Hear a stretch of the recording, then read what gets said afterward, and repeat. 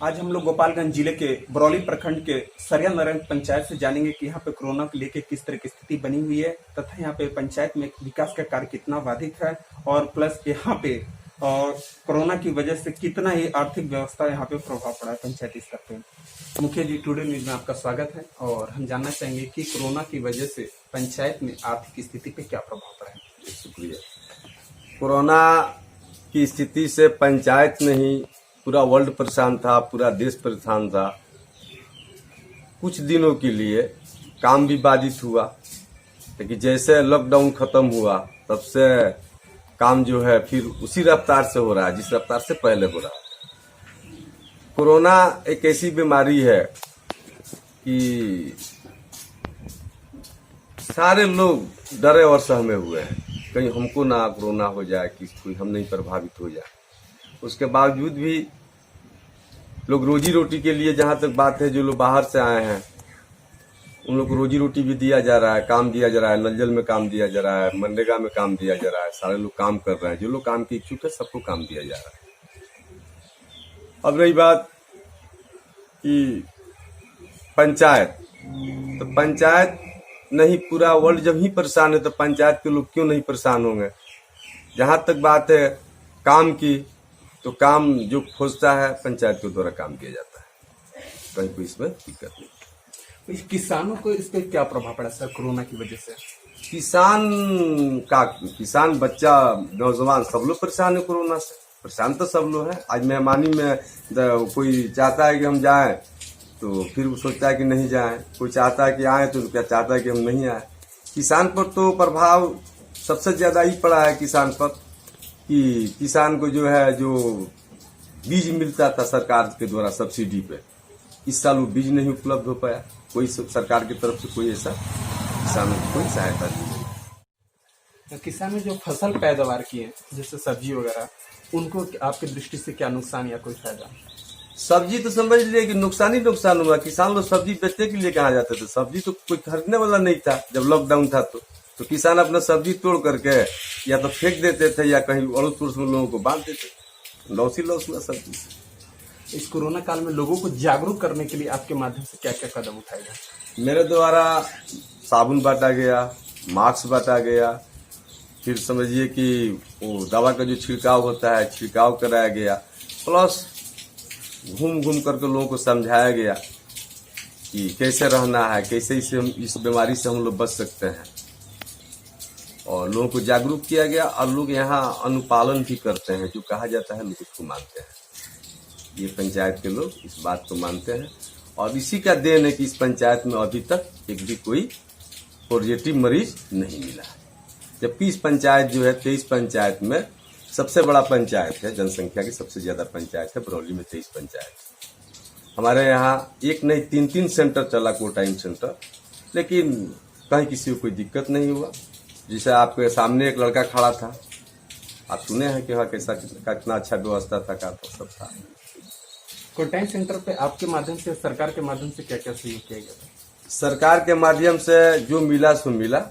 जो सिस्टम था 16 आइटम, जो लुंगी, गमछी, तौली, गमछी और चटाई, थाली, कटोरा, गिलास, जो मिलना था सो मिला हमारे यहाँ। हम और जगह की बात नहीं बता पाएंगे, मेरे यहाँ जो मिला सो मिला। और शेष खाना के लिए जो दाल, चावल, सब्जी, सोयाबीन, तेल, ये सब कुछ मिला।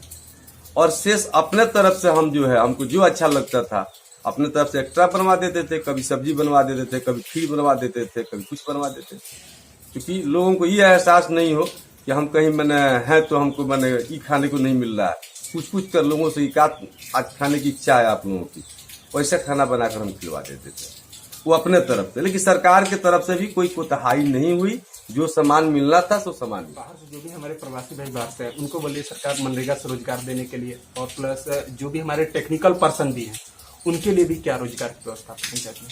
देखिए, आज पहले ही बोल गए हैं कि जो लोग मनरेगा से काम चाह रहे हैं काम दिया जा रहा है, जो लोग नल जल में काम करना चाहता है काम दिया जा रहा है। प्रचार प्रसार भी करवा दिए हैं कि जिस व्यक्ति को कोई काम की आवश्यकता हो वो आकर के हमसे कहे, मौखिक कहे, लिखित की जरूरत नहीं है। काम देना मेरा काम है, हम काम दे रहे हैं। और जो टेक्निकल पर्सन है उनके लिए क्या? टेक्निकल पर्सन, जैसे मान लीजिए कि जो लोग बाहर से आए हैं, कोई राजमिस्त्री है, कोई इलेक्ट्रीशियन है, तो जो पंचायत में जो साधन सुविधा है उसी हिसाब से हम काम दे सकते हैं। अब उसके अलावा मान लीजिए हमारे पास कोई तो फैक्ट्री है नहीं कि हम सबके काम दे सकते हैं, लेकिन जो मजदूरा है उन लोगों के लिए भी आदमी सिस्टम डाल रहा है। जैसे मनरेगा का अभी जो है 25 आइटम आया, 25 तरह के रोजगार देना है आपको। पशु सेट, मुर्गी फार्म सेट, आपको बकरी सेट, ये सब देना है। पूरी चिट्ठी तो अभी हमको नहीं मिल पाई है, चिट्ठी मिलते ही सब पर हम काम करेंगे और लोगों को जितना होगा उतना। में कोई संदेश देखिए, क्योंकि इस समय कोरोना महामारी इतने तेजी से फैल रहा है और लोग अपने इस बीमारी को बड़े सामान्य रूप से अपील। देखिए, पंचायतवासी हो या आप हो या हम हो या कोई, इस बीमारी से बचने का तो एक ही उपाय है कि अपने आप हम बचें। और ये संदेश लोगों को दिया जा रहा है। कोई मोबाइल लगाता है तो उसमें भी मैसेज आता है, उसमें भी आवाज आती है, हम लोगों के द्वारा भी समझाया जाता है। और रही बात की सरकार और मुखिया पर युवा पीढ़ी जो है मेरा बहुत रहा है। युवा पीढ़ी जो है रात दिन नेट खोल के देख रहा है कि हमको सरकार से काम मिलने वाला है। तो सरकार से या मुखिया से मिलने से किसी का रोजी रोटी नहीं चलने वाला है। स्वयं आत्मनिर्भर बनना पड़ेगा कि हम इस बीमारी से कैसे बचें। इस बीमारी से बचने का एक ही तरीका है कि हम दूरी बनाकर रखें, जरूरत के मुताबिक ही घर से बाहर निकले, बेला हो जाए हम घर से बाहर नहीं जाएं और रोजी रोटी में लगे, काम में लगे, काम की तलाश करें। काम कैसे मिलेगा कि रात दिन नेट पर खोजे कि हमको चावल कितना मिल जाएगा, तो सरकार 1500 रुपया कैसे दे रही है। 500 रुपया सरकार दे करके हमारी महिलाओं को 80% महिला जो है 500 रुपया के लिए 11 बजे तक लाइन में लगी रहती है। और इसका तो मैंने समझिए कि हम काफी विरोधी हैं कि ये काम नहीं होना चाहिए। 500 रुपया से मेरा भलाई नहीं होने वाला है। अगर सरकार चाहती है कि लोगों की भलाई हो, हम लोगों की भलाई हो, आप पत्रकार हैं, आपकी भलाई हो, तो इसकी जितना पैसा जो खर्च हो रहा है, पैसा इसमें नहीं खर्च होना चाहिए, लोगों को नहीं देना चाहिए, बल्कि हर एक पंचायत में एक पंचायत क्लिनिक बननी चाहिए। और उस पंचायत क्लिनिक में एक डॉक्टर होता, एक कंपाउंडर होता, एक नर्स होती, तो 4-5-6 आदमी को नौकरी लग जाता, प्लस दवा मिलता। आप देख लीजिए, प्रति परिवार में 500 रुपया आप भेजते हैं एक महिला के नाम पर, और मेरा दावा है प्रति परिवार कम से कम महीना में 1000 से 1500 रुपया का दवा खरीदता है।